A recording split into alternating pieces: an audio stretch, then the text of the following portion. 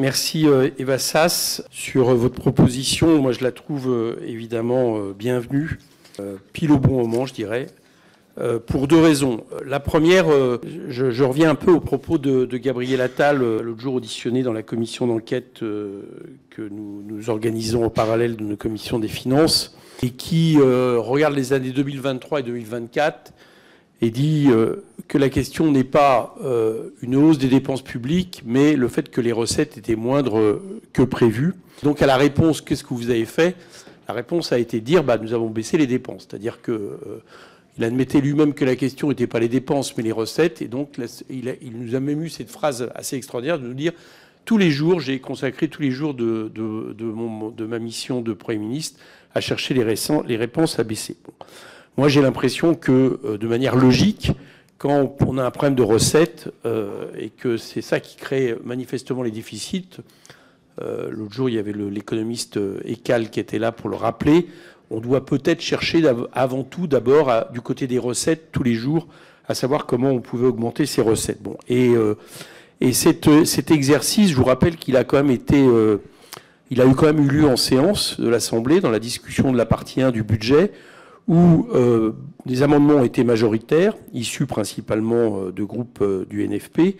Et quoi qu'on pense de ces amendements, mais arithmétiquement, à l'arrivée, il y avait un constat qui a même été validé par l'article d'équilibre qui est sorti de ces amendements, c'est que, si je prends même les chiffres du gouvernement, il y avait un solde positif de 37 milliards trouvés et le déficit était baissé en dessous de 3%. Bien, je sais ici que, je ne vais pas rentrer en détail, que beaucoup contestent ici la possibilité de ces amendements, leur nécessité, voire leur crédibilité. Mais ce qui m'intéressait, c'est qu'en augmentant les recettes, on avait effectivement la preuve concrète qu'on baissait en dessous de 3% dans un déficit qui, à l'époque, était annoncé à plus de 5%. Bon.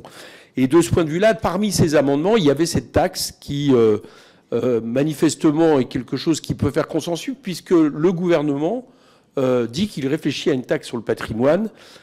Simplement, il réfléchit à une taxe sur le patrimoine à 0,5 qui aurait une rentabilité faible, alors même que vous la proposez à 2%. Donc, c'est une première raison. Et c'est une première raison qui aussi permet de revenir sur quand même l'étude IPP et Bercy qui a eu lieu l'an dernier et qui a quand même montré de manière imparable, puisque les chiffres venaient de Bercy, que les 137 personnes les plus riches de ce pays payaient largement moins de 2%, voire pas d'impôt du tout, sur leurs revenus, et qu'en transférant une partie de leurs revenus vers des biens professionnels, ils pouvaient, à la fin du avoir, en gros, être taxés à hauteur de 25-26% de leur fortune, quand les 0,1% des Français assujettis à l'impôt sur le revenu étaient imposés à 47-48%. Bon, ce différentiel, évidemment, se compte en dizaines de milliards, et on voit bien que cette taxe répond précisément à la question.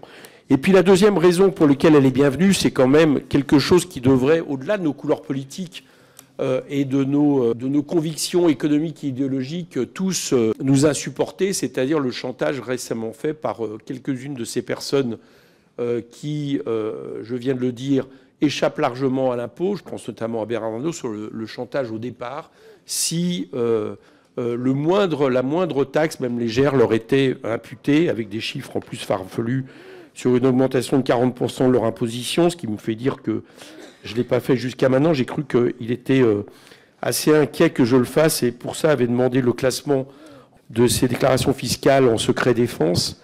J'ai vu ça dans un journal, mais ça me donne furieusement envie effectivement d'aller voir ces déclarations fiscales pour voir si ces chiffres de 40% sont réels ou pas, vu qu'il les a rendus publics et qu'il en fait plus une arme idéologique.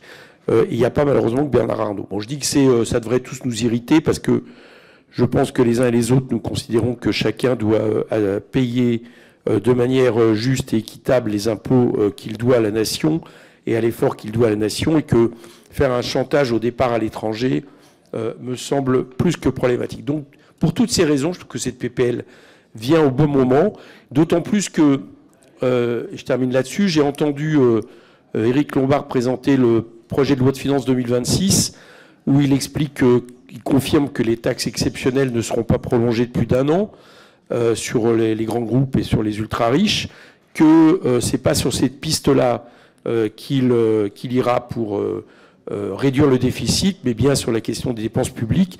Et je crains fort que la taxe patrimoine, qui à un moment donné été agitée dans les négociations, à mon avis, finisse dans les limbes de l'histoire. Donc je trouve plutôt bien qu'on s'en saisisse et qu'on lui donne une majorité à cette Assemblée.